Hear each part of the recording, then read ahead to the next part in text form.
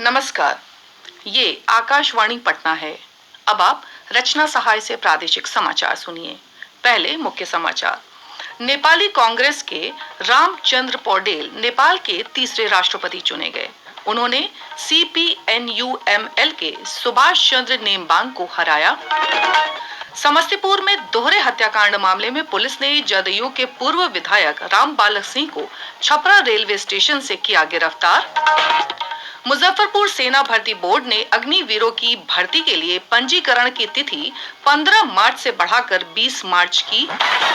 और प्रदेश के मौसम में उतार चढ़ाव का सिलसिला जारी। मौसम विभाग ने अगले 48 घंटों के दौरान राज्य के कुछ स्थानों पर हल्की बारिश की संभावना जताई। अब समाचार विस्तार से। रामचंद्र पौडेल नेपाल के तीसरे राष्ट्रपति चुने गए। उन्होंने CPNUML के सुभाष चंद्र नेम्बांग को हराया। 78 वर्षीय रामचंद्र पौडेल नेपाल के जाने माने राजनीतिज्ञ हैं। नेपाली कांग्रेस के वरिष्ठ नेता श्री पौडेल उप प्रधानमंत्री और नेपाल की प्रतिनिधि सभा के अध्यक्ष भी रह चुके हैं। वर्ष 2022 के आम चुनाव में वे सांसद चुने गए थे। राष्ट्रपति चुनाव का मतदान आज दोपहर बाद 3 बजे संपन्न हुआ था। मतगणना में उन्हें राष्ट्रपति पद के लिए पर्याप्त 50% से अधिक वोट प्राप्त हुए। समस्तीपुर जिले के विभूतिपुर में पिछले दिन हुए दोहरे हत्याकांड मामले में पुलिस ने जदयू के पूर्व विधायक राम बालक सिंह को आज छपरा स्टेशन से गिरफ्तार कर लिया है। पुलिस सूत्रों ने बताया कि इस हत्याकांड में शामिल अपराधियों की गिरफ्तारी के लिए संभावित ठिकानों पर SIT की टीम लगातार छापेमारी कर रही थी। इसी क्रम में आज दिल्ली से समस्तीपुर आ रहे जदयू के पूर्व विधायक राम बालक सिंह को छपरा स्टेशन से गिरफ्तार कर लिया गया। इधर पूर्व विधायक ने गिरफ्तारी के बाद पत्रकारों से बातचीत में कहा कि वे समस्तीपुर के रोसड़ा कोर्ट में सरेंडर करने जा रहे थे, तभी छपरा स्टेशन पर पुलिस ने उन्हें गिरफ्तार कर लिया। उन्होंने हत्याकांड के आरोपों को झूठा बताया है। उल्लेखनीय है कि विभूतिपुर थाना क्षेत्र में पूर्व मुखिया सुरेंद्र सिंह और उनके सहयोगी सत्यनारायण सिंह की पिछले 20 फरवरी को गोली मारकर हत्या कर दी गई थी। इस मामले में जदयू के पूर्व विधायक राम बालक सिंह और उनके छोटे भाई लाल बाबू सिंह समेत 6 लोगों के विरुद्ध नामजद प्राथमिकी दर्ज कराई गई थी। पूर्व विधायक के भाई लाल बाबू सिंह को पुलिस पहले ही गाजियाबाद से गिरफ्तार कर चुकी है। भारतीय सेना ने अग्निवीर योजना के तहत सेना में भर्ती के लिए पंजीकरण की तिथि में विस्तार किया है। सेना भर्ती कार्यालय मुजफ्फरपुर के अंतर्गत आने वाले अभ्यर्थी 15 मार्च की जगह अब 20 मार्च तक अपना पंजीकरण करा सकते हैं। एक रिपोर्ट। भारतीय सेना ने अग्निवीर योजना के तहत अप्रैल में होने वाली ऑनलाइन परीक्षा के लिए रजिस्ट्रेशन की तारीख बढ़ा दी है। सेना भर्ती कार्यालय मुजफ्फरपुर के निदेशक कर्नल बॉबी जसरोटिया ने बताया है कि यह बदलाव ऑनलाइन पंजीकरण के समय अभ्यर्थियों को हो रही परेशानियों को देखते हुए किया गया है। उन्होंने बताया कि इस बदलाव से सेना भर्ती कार्यालय मुजफ्फरपुर के अंतर्गत 8 जिलों शिवहर, सीतामढ़ी, दरभंगा, मधुबनी, समस्तीपुर, मुजफ्फरपुर, पूर्वी और पश्चिमी चंपारण के अभ्यर्थी अब 20 मार्च तक अपना पंजीकरण करा सकते हैं। आकाशवाणी समाचार के लिए मुजफ्फरपुर से कौशल किशोर कौशिक। सेना ने गया जिले के बाराचट्टी थाना क्षेत्र के गुलेर बेड़ गांव में कल तोप का गोला फटने की घटना से इनकार किया है। ADM कमांडेंट DS चौहान ने स्पष्ट किया है कि कल Deori Dumri field firing range में सेना द्वारा मोर्टार फायरिंग नहीं की गई थी। उन्होंने कहा कि इस हादसे की वजह मोर्टार ब्लाइंड शेल का गैर कानूनी संग्रह हो सकता है। सेना ने आशंका जाहिर की है कि पहले से गिरे तोप के गोलों को बिक्री के लिए निकालने के दौरान ये हादसा हुआ होगा। सेना त्रासदी के कारणों की जांच के लिए जिला प्रशासन को हर संभव सहायता प्रदान कर रही है। इधर गया के जिलाधिकारी त्यागराजन SM ने मामले की जांच के लिए उच्च स्तरीय 5 सदस्यीय समिति का गठन किया है। गौरतलब है कि इस हादसे में एक ही परिवार के 3 लोगों की मौत हो गई थी, जबकि 3 अन्य गंभीर रूप से घायल हुए हैं। केंद्र सरकार ने कहा है कि धन शोधन अधिनियम 2002 क्रिप्टो मुद्रा या वर्चुअल संपत्ति के व्यापार पर लागू होगा। वित्त मंत्रालय की ओर से जारी अधिसूचना में बताया गया है कि वर्चुअल डिजिटल संपत्तियां और आभासीय मुद्रा धन शोधन कानून के दायरे में आएगी। इसके अलावा वर्चुअल डिजिटल संपत्तियों को सुरक्षित रखने और वर्चुअल डिजिटल संपत्तियों की बिक्री और पेशकश से संबंधित वित्तीय सेवाओं में भाग लेना भी धन शोधन कानून के अंतर्गत आएगा। केंद्रीय विद्युत मंत्री आर के सिंह ने आगामी गर्मियों के दौरान बिजली की पर्याप्त उपलब्धता सुनिश्चित कराने के लिए समीक्षा बैठक की। बहुमुखी नीति तैयार करने के उद्देश्य से हुई इस बैठक में विद्युत, कोयला और रेल मंत्रालय के वरिष्ठ अधिकारियों ने भाग लिया। श्री सिंह ने विद्युत कंपनियों से कहा है कि वे ये सुनिश्चित करें कि गर्मियों के महीनों के दौरान कोई लोड शेडिंग नहीं होनी चाहिए। विद्युत कंपनियों को निर्देश दिया गया है कि अग्रिम स्तर पर कोयला आधारित विद्युत संयंत्रों का रखरखाव किया जाए ताकि कठिनाई के समय निर्धारित कार्यक्रम के अनुसार रखरखाव नहीं करना पड़े। केंद्र सरकार ने राष्ट्रीय लोक जनता दल के अध्यक्ष उपेंद्र कुशवाहा को Y+ श्रेणी की सुरक्षा उपलब्ध कराने की मंजूरी दे दी है। इस संबंध में केंद्रीय गृह मंत्रालय की ओर से आदेश जारी किया गया है। Y+ श्रेणी की यह सुरक्षा इंटेलिजेंस ब्यूरो की रिपोर्ट के आधार पर दी गई है, जिसमें श्री कुशवाहा पर हमलों की आशंका जताई गई है। उल्लेखनीय है कि हाल ही में उपेंद्र कुशवाहा ने जदयू छोड़कर नई पार्टी का गठन किया है। भारतीय जनता पार्टी की प्रदेश इकाई ने संगठन स्तर पर बड़ा बदलाव करते हुए 45 जिला अध्यक्षों की नई सूची जारी की है। प्रदेश अध्यक्ष डॉक्टर संजय जायसवाल ने बताया कि नए पदाधिकारी संगठन को मजबूत बनाने का कार्य करेंगे। केंद्र सरकार ने सोशल मीडिया पर चल रहे उस दावे का खंडन किया है जिसमें सभी पैन कार्ड धारक महिलाओं को 10,000 रुपए नकद राशि दिए जाने की बात कही जा रही है। पत्र सूचना कार्यालय की फैक्ट चेक इकाई ने योजना 4U नामक एक YouTube चैनल पर चल रहे इस वीडियो को फर्जी बताया है। PIB ने नागरिकों से ऐसे भ्रामक खबरों से सतर्क रहने की अपील की है। शेष खबरें एक अंतराल के बाद।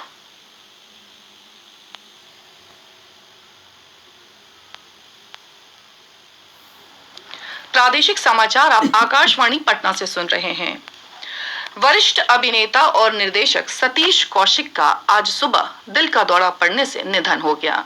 उन्होंने 100 से अधिक फिल्मों में काम किया। एक श्रद्धांजलि। 13 अप्रैल 1956 को हरियाणा में जन्मे सतीश कौशिक ने बॉलीवुड में कदम रखने से पहले रंगमंच कलाकार के तौर पर काम किया। सतीश कौशिक ने फिल्मों में अभिनय की शुरुआत 1983 में फिल्म मासूम से की थी। राष्ट्रीय नाट्य विद्यालय और भारतीय फिल्म और टेलीविजन संस्थान के पूर्व छात्र कौशिक को जाने भी दो यारों, मिस्टर इंडिया, दीवाना मस्ताना और उड़ता पंजाब जैसी फिल्मों में उनकी भूमिकाओं के लिए जाना जाता है। उन्हें रूप की रानी, चोरों का राजा सहित उनकी कई फिल्मों के लिए भी याद किया जाएगा। सतीश कौशिक ने 1990 में राम लखन के लिए और 1997 में साजन चले ससुराल के लिए फिल्म फेयर सर्वश्रेष्ठ हास्य अभिनेता का पुरस्कार भी जीता। प्रधानमंत्री नरेंद्र मोदी ने प्रख्यात अभिनेता के निधन पर दुख व्यक्त किया है। ट्वीट में श्री मोदी ने कहा है कि श्री कौशिक एक रचनात्मक प्रतिभा के धनी थे, जिन्होंने अपने अद्भुत अभिनय और निर्देशन से दिल जीत लिया। प्रधानमंत्री ने कहा कि श्री कौशल की रचनाएं दर्शकों का मनोरंजन करती रहेंगी। उन्होंने श्री कौशिक के परिवार और प्रशंसकों के प्रति संवेदना व्यक्त की है। खेलो इंडिया 10 कदम टूर्नामेंट कल से शुरू होगा। देश के 50 से अधिक शहरों में आयोजित होने वाली प्रतिस्पर्धा में करीब 15,000 महिला खिलाड़ी शामिल होंगी। खेल और युवा मामलों के मंत्री अनुराग सिंह ठाकुर नई दिल्ली के जवाहरलाल नेहरू स्टेडियम में कार्यक्रम के उद्घाटन समारोह में शामिल होंगे। अंतर्राष्ट्रीय महिला दिवस 2023 के अवसर पर आयोजित कार्यक्रमों के क्रम में यह टूर्नामेंट 31 मार्च तक आयोजित किया जाएगा। इस टूर्नामेंट का उद्देश्य उन महिला खिलाड़ियों को एक मंच उपलब्ध करवाना है जो राष्ट्रीय या राज्य स्तरीय प्रतिस्पर्धाओं में शामिल नहीं हो सकती हैं।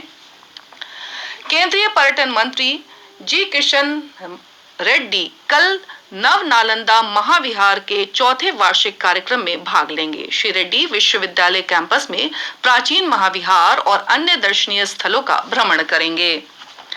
नालंदा में 16,000 क्विंटल चावल गबन का मामला सामने आया है। सदर डीएसपी डॉक्टर शिबली नोमानी ने बताया कि इस मामले में आरोपित 25 पैक्स अध्यक्षों की गिरफ्तारी का आदेश जारी किया गया है। उन्होंने बताया कि राइस मिल के गोदाम तक चावल को पहुंचाने के लिए फर्जी वाहनों का इस्तेमाल किया गया। उन्होंने संबंधित थाना अध्यक्षों को आरोपित पैक्स अध्यक्षों की जल्द गिरफ्तारी का निर्देश दिया है। होली के बाद यात्रियों की भारी भीड़ को देखते हुए रेलवे विशेष रेलगाड़ियों का परिचालन कर रहा है। दिल्ली पटना, दिल्ली भागलपुर, दिल्ली मुजफ्फरपुर और दिल्ली सहरसा जैसे मार्गों पर ये विशेष रेलगाड़ियां चलाई जा रही हैं। पटना से गुवाहाटी और दानापुर से जबलपुर तक की स्पेशल ट्रेन चलाने का निर्णय लिया गया है। आनंद विहार के लिए होली स्पेशल ट्रेन 12, 16, 19 और 23 मार्च को पटना से चलेगी। इधर पटना से डॉक्टर अंबेडकर नगर, इंदौर के लिए 11 और 18 मार्च को होली स्पेशल ट्रेन का परिचालन होगा। वहीं दीनदयाल उपाध्याय, पटना, बरौनी और कटिहार के रास्ते अहमदाबाद से गुवाहाटी के लिए विशेष ट्रेन का परिचालन 12 मार्च को किया जाएगा। रेलवे ने यात्रियों की सुरक्षा सुनिश्चित करने के लिए प्रमुख स्टेशनों पर अतिरिक्त सुरक्षा बल तैनात किए हैं।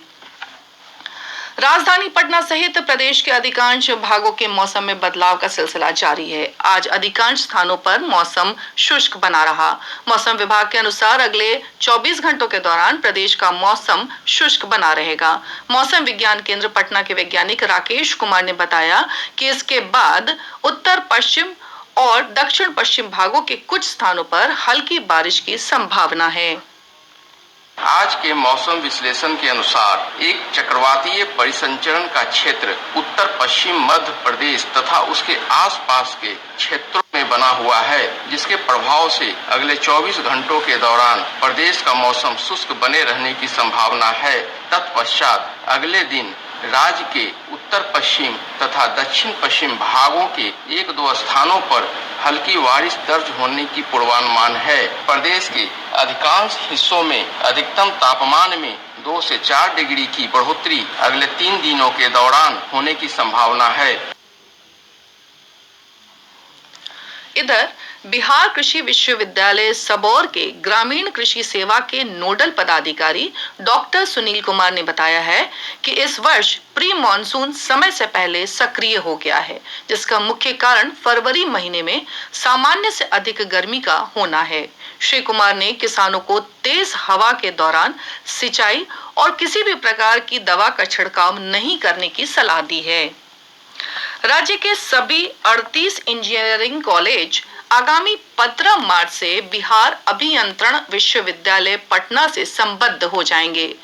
विज्ञान एवं प्रौद्योगिकी विभाग ने राज्य सरकार के अधीन संचालित सभी इंजीनियरिंग कॉलेजों को आर्यभट्ट ज्ञान विश्वविद्यालय की जगह बिहार अभियंत्रण विश्वविद्यालय पटना से संबद्ध करने का निर्णय लिया है।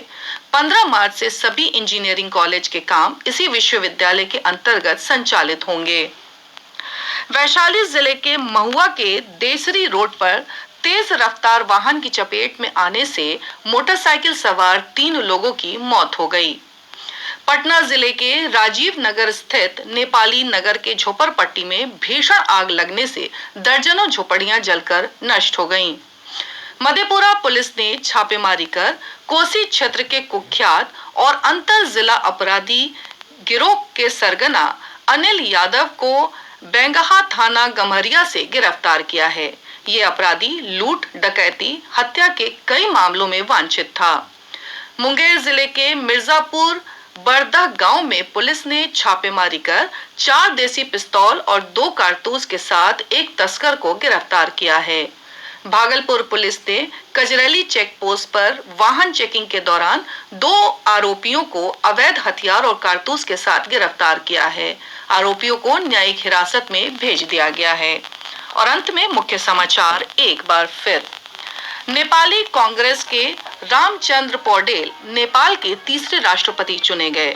उन्होंने CPNU-ML के सुभाष चंद्र नेम्बांग को हराया।